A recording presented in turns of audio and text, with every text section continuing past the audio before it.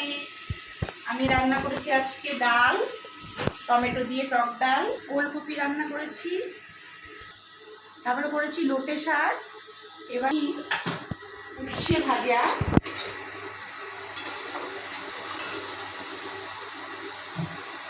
একটু ভাজা করবো লাল লাল করে উচ্ছে ভাজাটা।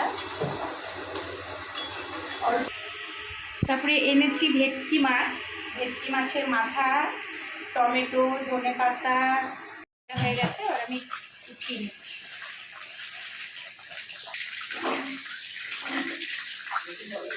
এবার আমি পেঁয়াজ, রসুন, কাঁচা লঙ্কা, শুকনো লঙ্কা, জিরে বাটা দিলাম।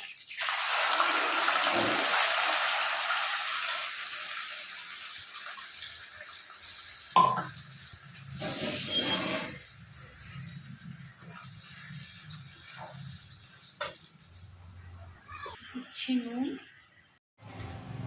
এই ঝোলটা এবার ফুটে গেছে, এবার আমি মাছটা দিয়ে দেবো।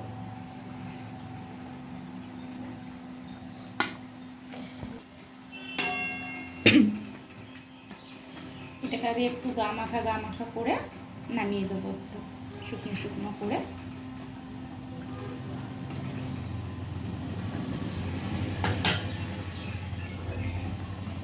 ঢাকা দিয়ে দিই।